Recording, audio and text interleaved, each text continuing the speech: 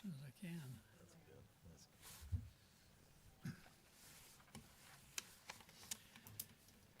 Okay, we'd like to welcome you to our city council meeting tonight. We appreciate your attendance. We're very grateful for you being here. We'd like to excuse Councilman Smith. He is out of town, so we have 4 instead of 5 here tonight. So we'll first of all have an invocation by Councilman Mindy Wright, after which we'll have Logan Millsap give our pledge. Whatever you want to do. Our dear kind Heavenly Father, we're grateful for this day and grateful for the many blessings that Thou gives us and for the opportunity that we have together as Springville citizens to look at our future and to guide its growth. We ask that Thou will bless us with the inspiration and the guidance we need to make good decisions and to do what's right by Springville. And we ask for these things in the name of Thy Son, Jesus Christ. Amen. Amen. Please join me in the Pledge of Allegiance. I pledge allegiance to the flag of the United States of America and to the republic for which it stands, one nation, under God, indivisible, with liberty and justice for all.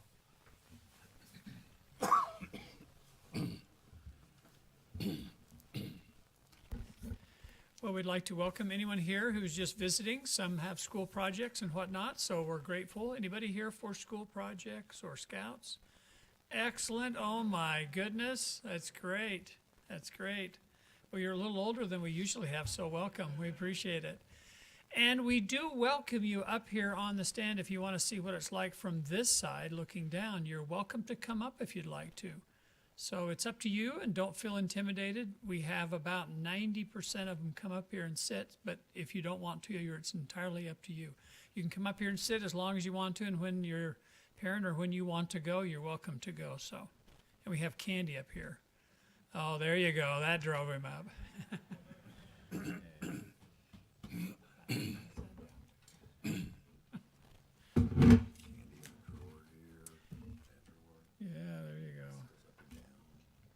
Okay, I need a motion for approval of the meeting's agenda as presented. I motion that we approve the meeting's agenda as written. You have a motion, a second? I'll second. Mike seconded. Those in favor say aye. Aye. Great. If you would like to make public comment, you're welcome to do so. We have some forms that are out back, and if you get those to Kim Crane over here, that would be wonderful. And will allow you to be able to have a opportunity to make public comment. We do have one from our friend. Where is he? Lee, there you go. Lee, come on up, and you're welcome to take a few minutes and share what your thoughts are. My name is Lee Taylor. I'm from lifelong resident of Springville. I live 2 houses from the house I was born in. Just a few general comments. First, I'd like to thank the mayor, especially, and the city council, the 3 new members. You look a little young, but you're in the right spot. You set your heights up, set your goals up there. So anyway, thank you so much for what you've done for this community. And you know, I come down here a lot. I don't say much, but I appreciate all of you. And I appreciate where the city is headed and what we're doing. And I think with the, I want to give some praise to Emily Larson, and director of the Museum of Art, for what she's doing on this Salon 100 coming up. I'm working with her a little bit to help her gather some people in for information and so on to help her in her efforts. I notice in your minutes, in your paper, that you have Jeremy Fowler appointed to the Landmarks Commission. You know, I'm with the Springville Historical Society. I'm very involved mentally in Springville history downtown. I don't see a whole lot visually that I could praise. We do have some historic buildings, but we don't have much information. The Landmarks Commission, as you're aware, puts out this book. This is from 2014, I think was the last edition. And I was talking to Josh Yost, and I want to thank him for coming to the Springville Historical Society last week. And we talked about this book and our vision for downtown. And I told him, I have a copy of this book. Only my copy is full of red ink. There are so many mistakes, so much misinformation. It's so confusing. You go through it and you think, what is that? This has got 3 addresses for one building, and it wasn't even here. It was over there. How many people know that Mike Nelson's dad ran a photo studio right over here where the First Security Bank was? Now it's the Wells Fargo. That was a photo studio. I worked for his dad there when I was in the 7th grade. So that history of the building is not even in here. And so there's some omissions and things that need to be corrected and updated. So I know George Wright has been in, or George Waite, beg your pardon, been in and talked about wanting to commemorate Oliver Boardman Huntington and the hobbles on Hobble Creek, how it got its name. Oliver Boardman Huntington was my great-great-grandfather also. So I share that line, and I share that love for history of Springville, and I think it needs to be preserved as much as we can, what's remaining. I did a sidewalk survey a few years ago, the names that are stamped in the concrete in front of homes around Springville. I rode my bicycle all over town, especially Plat A, but in the outlying streets as well. I think I found 23 of those historic names. They've been there for 100 years. 2 of them are already gone since I did my survey. So things like that, I think, need to be noted. I have a copy of all that information that I can share with anyone. But in any case, thank you, City Council, for what you're doing, and I appreciate your efforts, and I'm willing to help wherever I can. Thank you. Well, thank you, Lee. You are really one of the best, and we do appreciate you an awful lot in the city. As a help to you, though, Lee, just know that the councilman who's not here, Jake Smith, he's a great historian. Yep.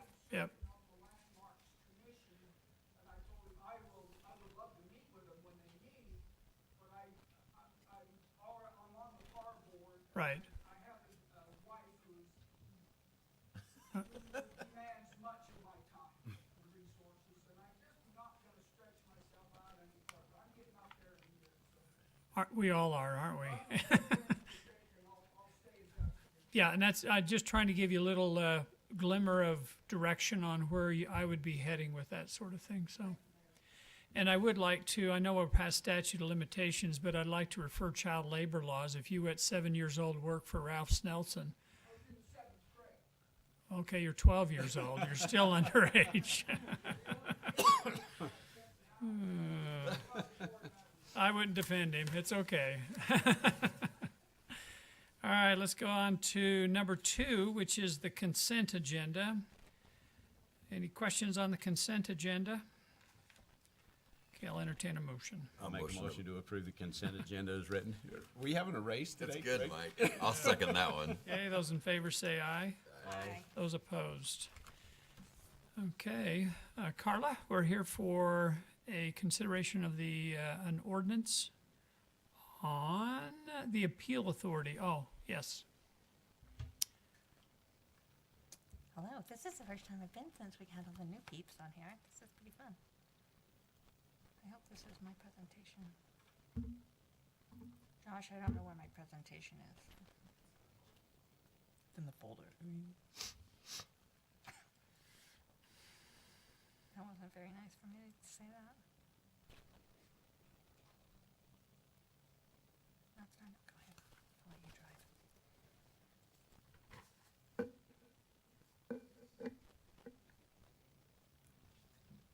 There we go. Found it. Okay.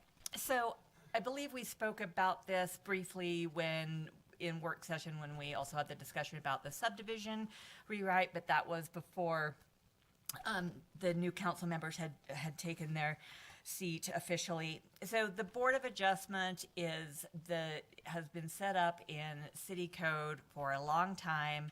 It operates just fine. This is simply one of the things that is on our list to make sure that we are maintaining consistency with state code. It will not change any of the operations of our Board of Adjustment. It just simply adds the line that this is definitely our administrative land use appeal authority. Previous to 2017, when the state changed the law, and you can still do it. The cities could have anyone be their land use appeal authority for administrative issues. There was a great deal of inconsistency among cities how they were doing it. Depending upon what issue came up, they would choose a different appeal authority, and it was just very. It was one of the many things where one city is doing something that the state legislature doesn't like, and so then all cities have to go in and change it, which we kind of deal with quite a bit. So all this does is make sure that we are consistent. It does not change anything about the process for appeals. It doesn't change. Oh, I didn't even go through my little presentation that I worked so hard on.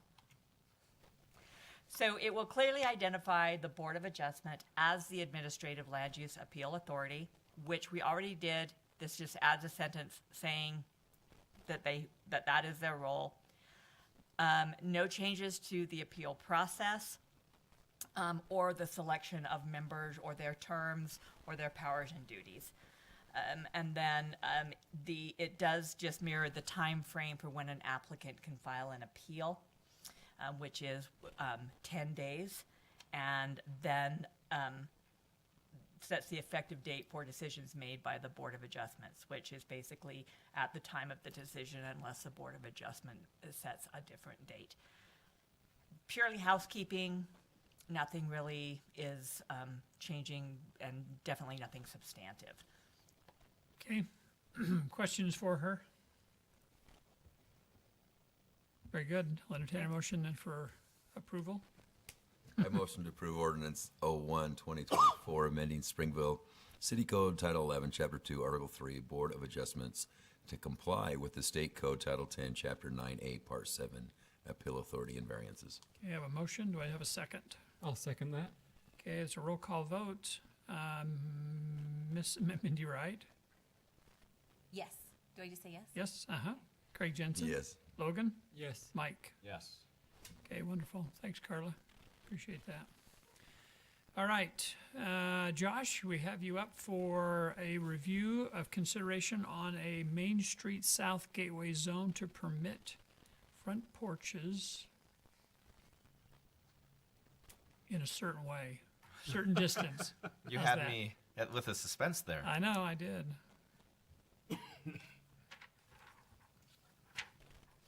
So Travis Taylor has requested an amendment to the Main Street South Gateway zone, the zone that we wrote and adopted about, 3.5 years ago now. And it was first applied to the Allens block. And what the basic gist of this amendment is to permit the encroachment of front porches into an open space or a pedestrian street where buildings don't front directly on a vehicle street.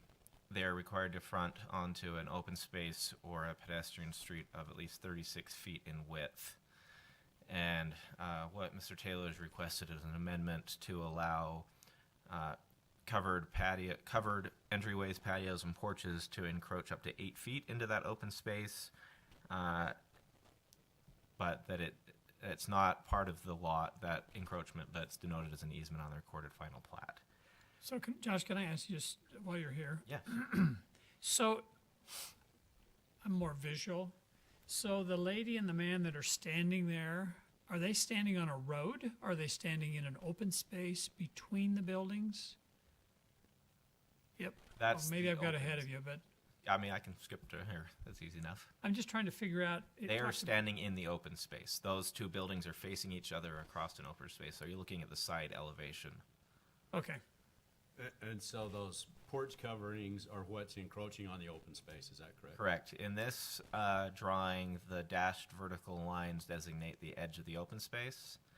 And this is demonstrating the applicant's proposal on the right, which was based off my initial conversation with him kind of over the counter. But when I went back and did some math and did some analysis and looked at other precedents, the staff recommendation landed, or my recommendation landed at permitting a 4-foot encroachment, but requiring a 6-foot minimum interior depth for those front porches. And that would get you 28 feet from porch face to porch face as opposed to the 20 feet under the applicant proposal. And that, excuse me.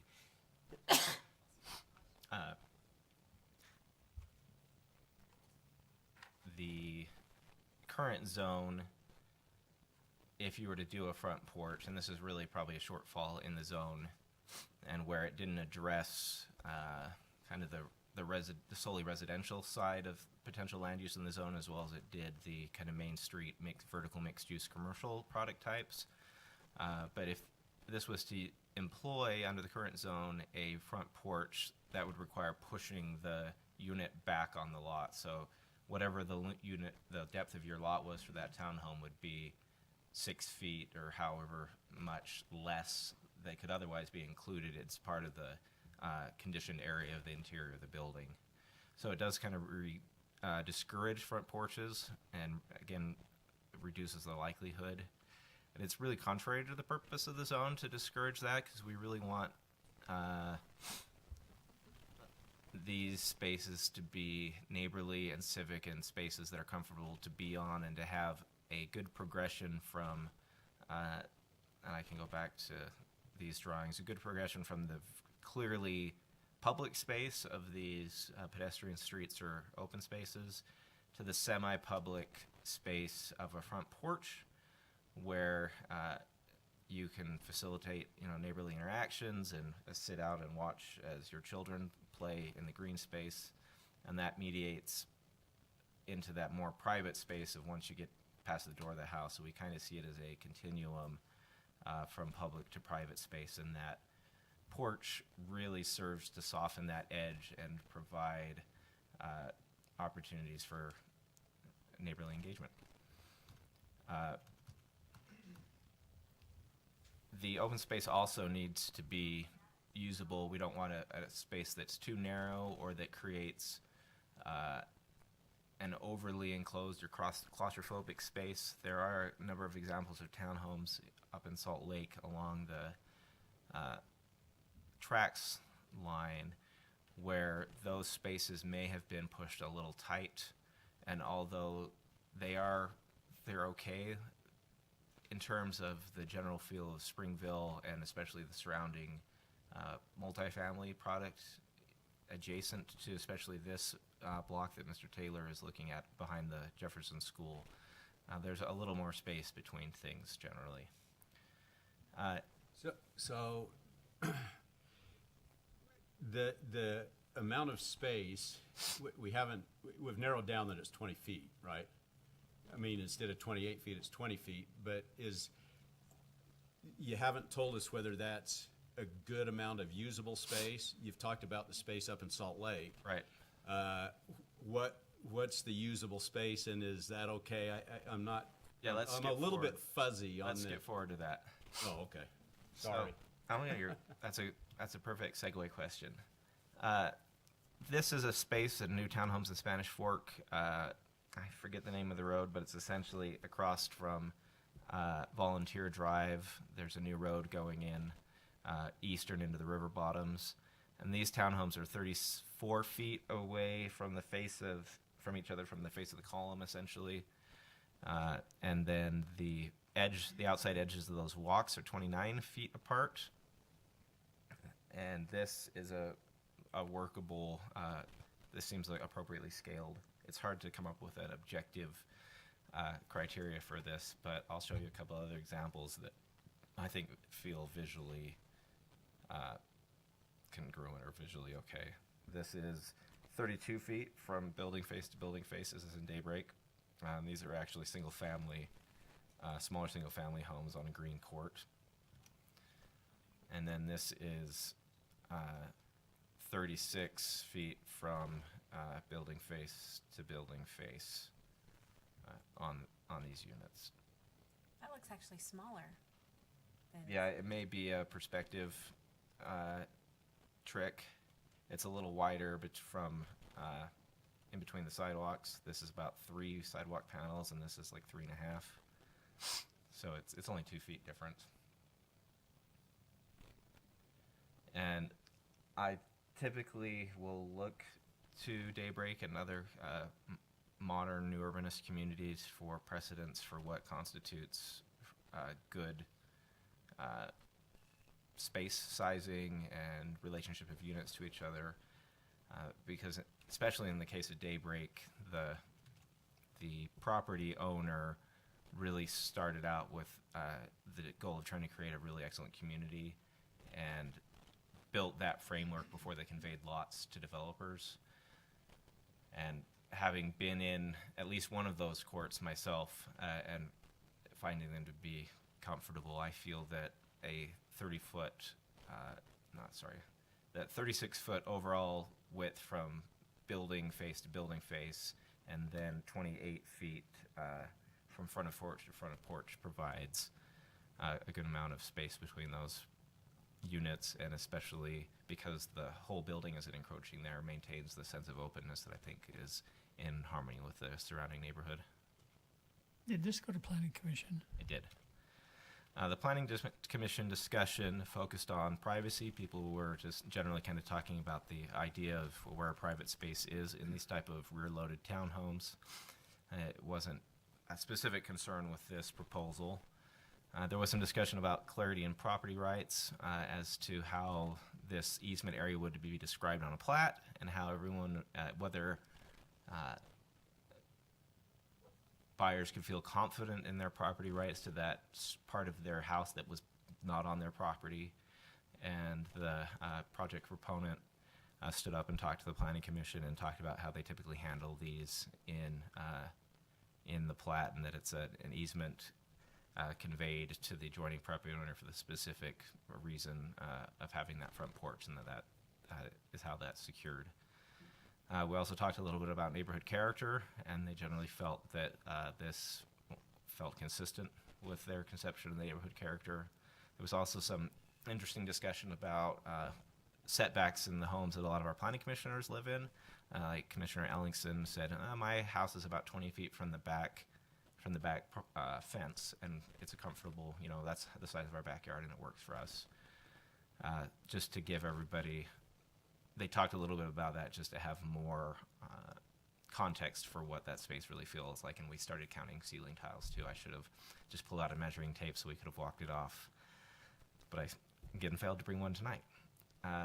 No comment was made in the public hearing, and the motion that the Planning Commission made and that passed unanimously among the 4 commissioners that were present was to recommend the amendment with staff's proposed adjustments to the City Council.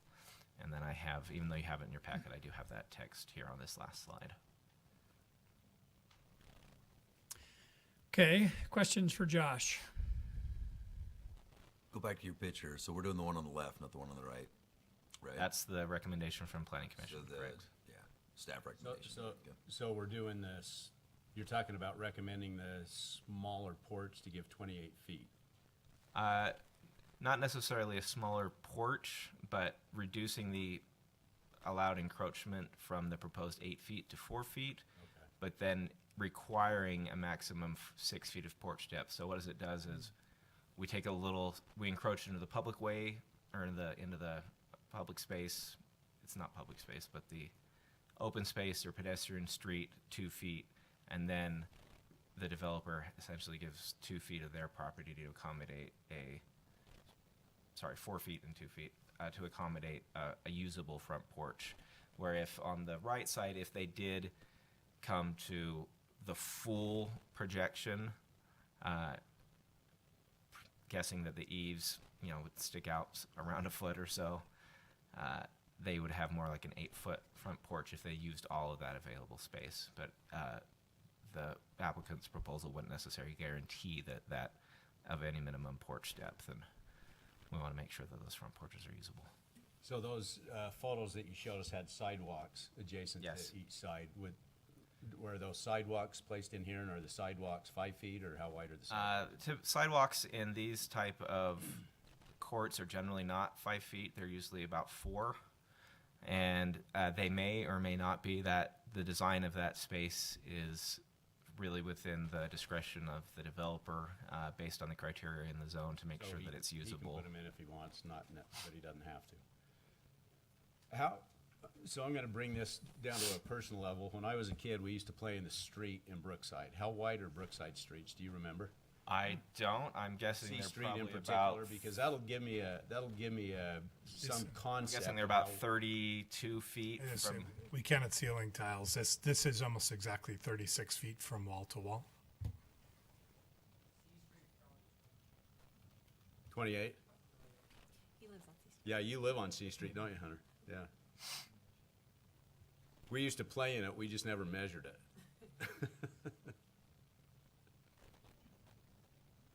Measure it in time before you get to the kick the can. Uh-huh. Yeah. Baseball. Played baseball out in the street. Okay, while he's pulling that up, There you go, 128. 28 feet? Yeah. Mindy, Job, Hunter. questions? Mindy? Logan? Yeah, so we're proposing that the developer basically kind of give up about 2 feet of space. Does that dramatically kind of change his plans, or does that seem workable to him? I'm as sure well? he's willing to answer that question directly, but in answer to the same question in Planning Commission, he said that was workable and acceptable to them. Because I generally like the staff recommendation, so. I'm good. I'm good. Yeah. Okay, if there's no further questions, I'll open it up for a motion.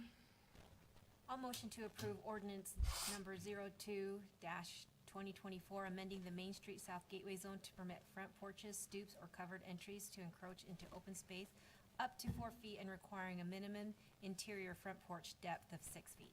Okay, I have a motion. I'll second. It's a roll call vote. Mr. Snelson? Yes. Mindy? Yes. Logan? Yes. Greg? Yes. Okay, thank you. Very good. Thank you. Oh. what- If you had enough sugar to get yourself, it's like the Coliseum. All right, John, you want to take us through these Springville High School properties? And this will be very educational for the new council members to kind of see how this is a big deal, and there's lots of property flying all over and facilities. And John, if you wouldn't mind taking a little bit of time to help them kind of see that big picture, it'd be great. Yes, thank you, Mayor and council members. We've been working with the high school for probably, 5 or 6 years on the property there for the new high school. In 2020, I believe they purchased what is known as the Gamble property, which is the property to the north.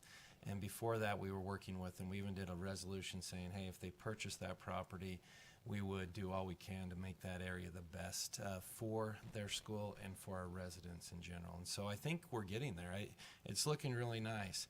And I'll show you kind of a map of the place, and you can ask questions. But let me just get to the history of the properties, and then we'll get to that map. We did 2 joint resolutions, one in 2021, one in 2022.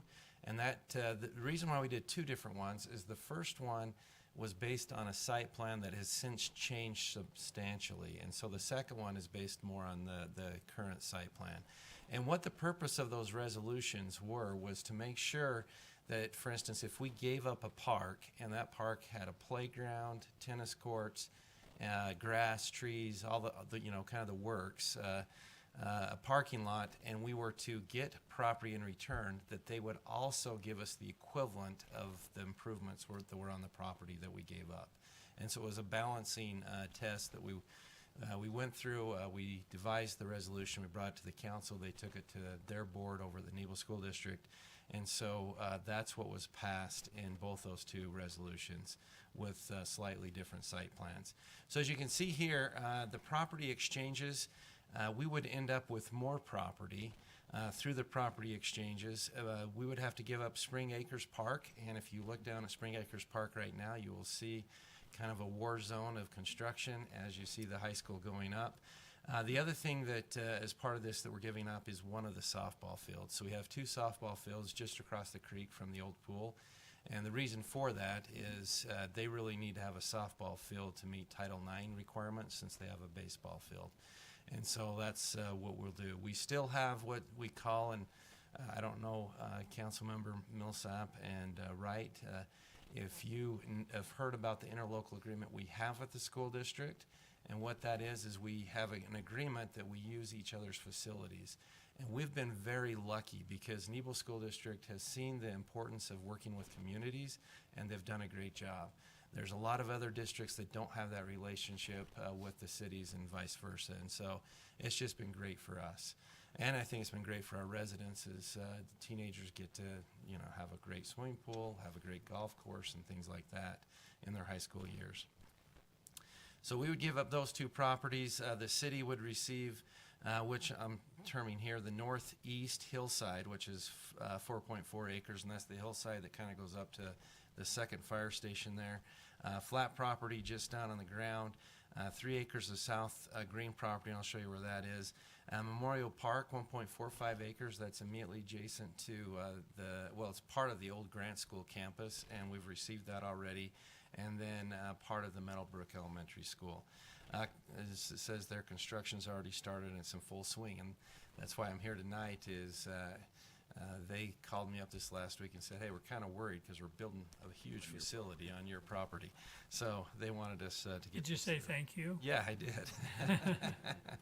But here's the two off-site properties that we received as this property transaction. So you can see this property here that's just west of Meadowbrook Elementary School. We've built 6 pickleball courts there. You're going to see some more projects coming this next year. I think some more pickleball courts and some other fun things. And then over here we have the Al Curtis Park, and we've added 1.45 acres to it. And you'll see some development on that property this coming year as well, or this spring. Here is the complete site plan. So as we talk about Spring Acres Park, we're talking about this park right here, or this yellow area. And you can see that they are building the high school right in that area. And then this east softball field are the two properties that are before you tonight to give up or to agree to deed to the school district. Here's that northeast property. You can see there in the blue, that's the hillside property. We actually didn't include that as part of any sort of balancing test when it comes to getting like for like because it is hillside. However, it also has it's beautiful hillside. I think it's going to be great for the property that's just below it for trails and other such things.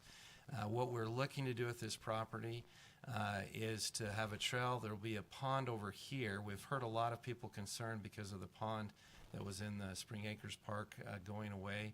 They still wanted to have kind of a water feature, so there will be a pond in this area. There will be a trail that goes all the way around this property and around the pond as well. The whole thing, the whole campus is going to have a trail that goes around the entire outside of it, and it's going to be really, really nice. We will also end up receiving 3 acres down in this area. This building, the old Oak Ridge building, is a building that will come to the city. It was built in 2005, so it still has a lot of years left in it. And so we're excited. I think we can expand some good rec programs and other type programs into that facility. Any questions on the site plan that you might have at this point? They're looking to have this all completed and opened in fall of 2026 is the schedule. Yes. So we've talked about this. Brad, you may be more involved. This roundabout that's there just on with that building, what would you call it? The Oak Ridge building? Oak Ridge building. Yes, this roundabout. Is that roundabout locked in? Is that intersection locked in? Is that set? Because when we were talking about this before, that was still kind of mushy as far as where the location of that intersection, you know what I'm talking about? Yes. So No, I know that there's one up above, but this one's locked in, okay. And the Yes. one up above is still in discussion, so, okay. Yes. That's what I wanted to know. Yep. So with this roundabout, one of the things that we've been working with the school district, there will be a nice median in this area that we could shut down this road from here to here if we have a function in the arts park, and then people can use this road that kind of goes around the parking lot. But then we can put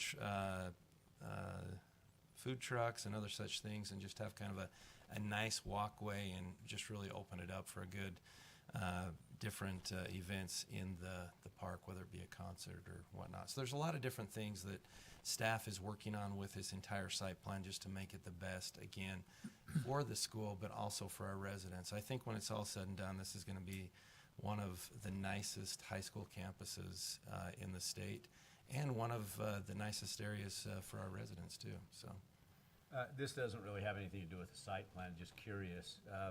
Do we know what kind of intersection is going to be up there on 4 South? up here, Yeah. right now, and Brad can correct me, but I think it's going to end up being a light, so you'll have a traffic light. Like a four-way light? Yeah, So 4-way light. yeah. Where is that at on 4 South then, about? 11th East. So do you know where the old Gamble proper house is? Yes. So it'll be immediately west of the Gamble house that's up there. There's a road across the street. Yeah, there's a road already. It's small road. 11th East, I believe. Is that right? So you have to stop at on a hill. Yeah, yeah. And if you drive past there and look down to where they're building the high school, you can see the road's already been carved in, graded. This green piece of property just south of the Arts Park, do we have particular plans for that, or just made sense for them to give that to the city because? They're not going to be biased. giving all of this to the city. There will only be a portion of it. This total piece is 5 acres. This up here is about a ½ acre, and they're going to give us 3 of this 5.5 acres. Oh, okay. So, and then also you see over here, the site plan's changed a little bit since the one that's before you. You see all the tennis courts here? They have moved the tennis courts down this way, but we're also hearing they might move them back up there. They're trying to figure out if they want them that close to a road with balls flying out. So, I think they're still working on the old seminary building too, so there's some chance that building stays as well. yeah, and that's why it has been notched out here. In the new plans, the new seminary building will go in this location. They've carved out a lot right there. So, any other questions? No, but I mean, it's helpful to the council, the new council people, about the Arts Park, that we have acquired a piece of property just to the east of it to try to enhance that a little bit more, just FYI. Yeah, so from You Adam, may have already known that, but maybe not, so. so Adam Waite owned about an acre. It's just a little less than an acre in this area that we are in the process of purchasing. It hasn't closed yet. Oh, okay. They're trying to do some kind of exchange, like kind exchange, so they were trying to get the timing right. But that's on a hillside, right? It is. Property. Well, it's kind of- 2 buildable lots, and so there's enough flat space there, but it is kind of on a hillside as well. Yes, it's above. Okay. So tonight, what's before you is to, again, give authorization and approval to sign deeds to the district on this parcel and this parcel, and then also it allows us to sign any documentation we need to, so we don't have to come back to the council on the remaining pieces of property that are part of this transaction. So any questions for me? Thank you. Just to finalize what's already been agreed to. Yes. Now, there is just to point out, we're not, the properties are a little bit different sizes than what were in the resolutions. We're actually giving almost a quarter of an acre less to the school district, because once you start to do all the development, everything, things change a little bit. Okay, questions for John? Okay, I'll entertain a motion then. I'll Aye. move to approve resolution number 2024-02, approving the exchange of properties between Springville City and Nebo School District for the new Springville High School campus and surrounding city properties. Okay. I will second that. Thank you. Logan, vote? Yes or no? Yes. Okay, so roll call vote. Mindy? Yes. Craig? Yes. Mike? Yes. Sorry, I didn't mean to catch you. Yeah. Mayor, just quickly before we leave that picture, I don't think I heard John mention that, but part of that agreement is the city also pays half of the road expenses there. So that's something you'll see in the next year or so coming budget-wise, in addition to a whole bunch of intersection improvements, but road expenses as well. And a portion of that is impact fees, so we do have funding sources. Okay, very good. Thank you. Okay, John, you're still up. Okay, this is a very complex issue that we're getting into on this next one, and so it's actually a pretty simple issue when it comes to the actual thing I'm asking for a motion on, but water rights in general can become a little bit complex in how the law looks at them and other such things. So I'm going to give a brief background on what the water rights are, and then I'll talk about the stipulated motion that's before you for approval. And again, what this motion is about is what is referred to as the water adjudication up left-hand fork. And so at least Councilmember Millsap and Councilmember Wright, I apologize. It might be a lot of new things, and come talk to me if you have any questions. Yes. Is it appropriate for me to step out since I have property and I'm involved in? You can step out if you want. The water rights themselves have nothing to do with property that's near your property. Okay.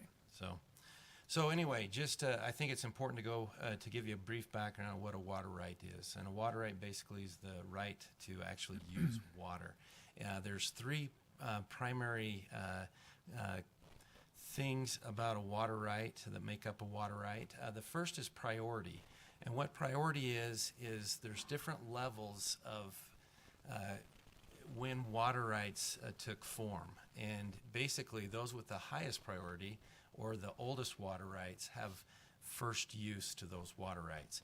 So just to give you, for instance, up Hobble Creek, both Springville Irrigation Company and the city has a bunch of water rights, and they have the best priority, which is 1851.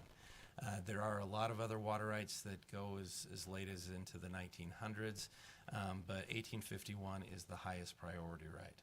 Now, another part of water rights is the quantity. Water rights are often described as being in acre feet. It's it doesn't make a whole lot of sense how this all came about, but this is how it came about back in the day. So an acre foot, basically what that means is you take an acre and you put a foot of water across the entire acre, and that's what an acre foot is. And that equals 325,851 gallons per acre foot. And then what the state has done is it's divided up what each use, basically what it equals with respect to a use based upon those acre feet. So if you have a house, for instance, a house uses 0.45 acre feet. If you have a cow, a horse, or some kind of equivalent unit, that's 0.028 acre feet. If you have a caged mink or fox, that you can see there, 0.00005 acre feet. So they have a whole list that they've gone through and determined how much water each of these uses use. When you have a crop, so just an acre of ground that you are watering, that amounts to 4 acre feet, or as you can see there, 1,300,000 roughly gallons. So that is how it's broken down. So you have property, you have quantity, and then you have place of diversion. And what place of diversion is where you can actually use the water. And so if you have a water right and you want to use it somewhere else, you've got to go through a process with the state, and that is a change application. And through that change application, some things might change with priority, quantity, and place of diversion. But that's really what the water right's made up of. Now, I've put water shares because you're going to hear about water shares many times in these meetings because we have shares in different companies. And typically, not always, but typically, a share is worth 4 acre feet of water. So, for instance, we have, it's about 4,700 shares, possibly more, in the Springville Irrigation Company. So each one of those shares, an acre foot of water, or 4 acre feet of water is attached to each one of those shares. Now, I put up here proposed determination. What happens is the state engineer determines what the water right is, and then they put it in a book called the PD book, or the proposed determination book. And the reason why we're here tonight is over time, and I'm going to give you a quick history. Over time, there's been a lot of things put in the proposed determination book that people have objected to. And so, just a quick history. 1903, that's the first year that the state came up with water rights. Before that time, I've seen documentation where actually the church determined who had what water. just because we were newly settled back, well, I guess we weren't newly settled. We've already been here for 4 or 5 decades. But, so 1903 is the first time that they've come up with water rights. So when you hear about a diligence claim, what that is a claim where where somebody's gone in and proved that before 1903 they had water on their property and they used that water. And so what they determine is, when did they first use that water? What's the priority? How much water did they use, and where did they use it? Going back to the water rights. And so that's when you hear a diligence claim, that's what they're talking about. So in this water adjudication, which started in 1934, that's objections to these diligent claims going back clear to 1902. So when we are up there arguing, some of the times we're arguing about things that happened before 1903. So it's become kind of messy. And as you see there, the water adjudication is actually called the General Determination of Water Rights to the Use of Water, and it goes through a bunch of different things. That's been going on again since 1934. Now, in 1986, and this is where we get to the stipulated motion before you tonight, a group by the name of Harmony Development, LLC, they had water rights entered into the PD. We didn't agree with that, with those water rights. The irrigation company didn't agree with those water rights, and so we both objected to them. That was clear back in 86. The water rights that the state engineer gave them the priority of an 1892 water right. It was on property that the Harmony Development LLC owned at the time. They had the ability to irrigate 36 acres, and that says 124 acre feet. It really should be, I believe, 144 acre feet. And then they had one home and one irrigation of 0.44 acres for a total of 2.21 acre feet. So that's what the objection was to. Another reason why we're here tonight is before, let me just skip to 2017. In 2017, the state finally determined that they wanted to see this water adjudication move forward faster. So they went out and they hired a special master because these things were just sitting in courts. So the special master was to come to a place like Springville, up Hobble Creek, and start determining who had what rights based upon legal arguments that both sides made. And so before that, there wasn't anything really to push these things. In 2013, the irrigation company entered into an agreement with Harmony Development LLC, not knowing that 4 years later the state would be putting this process into place. Well, as part of that agreement, there were some things that they agreed to do, meaning the irrigation company, that involved these water rights. And so we're trying just to get rid of the objections and the argument over these water rights. One thing that has happened as part of this special master being involved is around 2019, they put a river commissioner in place for Hobble Creek. And what that means is now there's an actual person who is hired by the state to go up there and watch all the water users and making sure they're doing what they're supposed to do with respect to water underneath their water rights. Prior to that time, we didn't have one. So it was basically just a free-for-all that if you could find the water and use it, you could use it, even though your water right might say something different, because it would just be us complaining to the state, and the state really wasn't doing much. So a lot has happened since 2017 that's really helped push this forward, and it's been good for the city. So any questions on that history? Okay. And please come talk to me, because I covered quite a bit in a very short amount of time, even though you might be thinking, get done here. So what is what this stipulated motion does? The priority will stay the same. They'll get rid of one water right, which is 51, 54, 60. They will reduce 51, 54, 61 to 5 acres or 20 acre feet. Wow. So that's quite a reduction there. And then they will just keep this other water right, which is 51, 52, 40, which has 2.21 acre feet. They've actually already moved that to a well, so it's kind of hard to undo that now that they've dug the well and they've relied on the PD, or the proposed determination that the state gave them.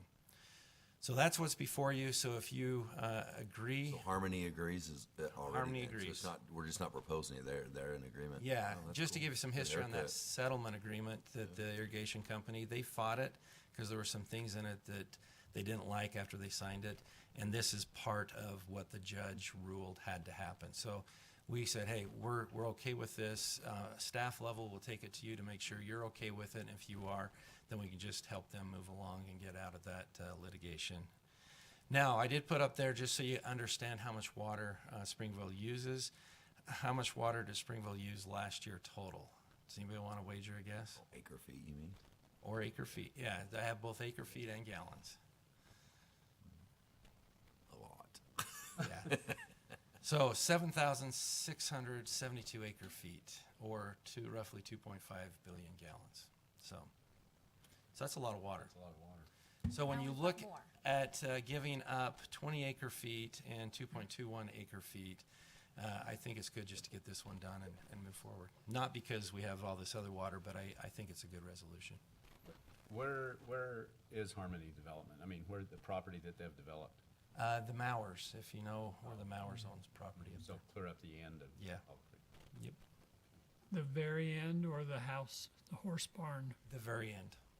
Yep. That's the one that's been sold? I think it's in the process. So we're actually gaining more water rights with this agreement, because they were at 144, and we're reducing it to 5 acre feet. Yes, you could look at it that way, but we objected to it to begin with, arguing that their diligence claim was not good, and so they should have 0. But yes, I think this is a great resolution because we're dealing with very small amount of water, and it gets rid of a number of objections. We still have other objections with the Mowers that we still have to deal with, but this is a little bit time sensitive here. Okay, questions for John? Okay, I'll entertain a motion then.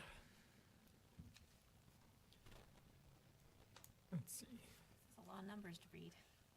Is that why nobody's making it? I motion It to may approve. die for lack of no motion. All right.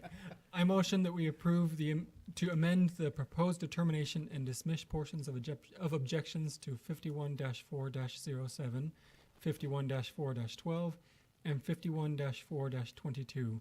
Water rights numbers 51-5240, 51-5460, and 51-5461. Thank you, Logan. Second it. Second, those in favor say aye.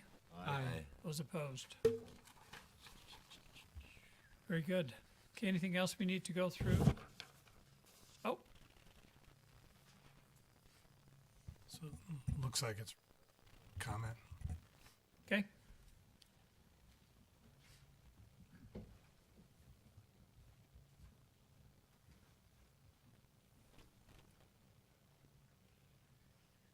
Okay, we have a Diane Gent, is that correct? Did I say that right? Okay, you want to take 3 or 4 minutes? Okay, thank you. Yeah, I would just like to ask a question. What is the percentage of government-assisted housing in Springville? This is an opportunity for you to talk to the council. It's not an interchange back and forth traditionally. Okay. We can't take any motion and answer questions, but what generally happens is if you have questions, at the end of your comments, we're able to kind of direct you to somebody that can maybe answer some of those. Would that be okay? Sure. Okay, all Yeah, right, that's can good. Direct me to somebody that can educate me about the government-assisted housing You bet. in Springville. And then I also am interested in an update on the interchange, the highway exit and entrance. 1600 Yeah, South? Yeah. I'll tell you better tomorrow. But I can answer some questions. Yes, Okay. yes. And I'd still like to press for better upkeep or aesthetics on 400, the median there. And I've been before the city council before concerned about the statistic that Springville has more crime than Spanish Fork. I was told it's because Springville officers are more proactive. This pacified me for a while, but I've since learned that on any given shift, only 3 officers are on duty. I feel like we're highly understaffed. Many times they're needed on the same call. So I'd like to support our police force better, fund them better, and attract more applicants. Very good. Thank you. And to your point about the police, in our budget meeting a week ago, we had this very discussion. So we appreciate your comments and your input. Thank you very much. And Troy can help you with some of those questions, and Josh can help you in the back as far as affordable housing, that sort of thing. So, good. Thank you for coming. It takes a lot of nerve to stand up here, and I appreciate anybody who's willing to do that. Thank you very much. And to come up here on the stand and eat candy. Isn't that great? You did a good job. Any questions for us?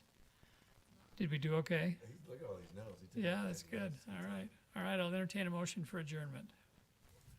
I'll make a motion to adjourn. Okay, a second? I'll second. Those in favor say aye. Aye. Those opposed.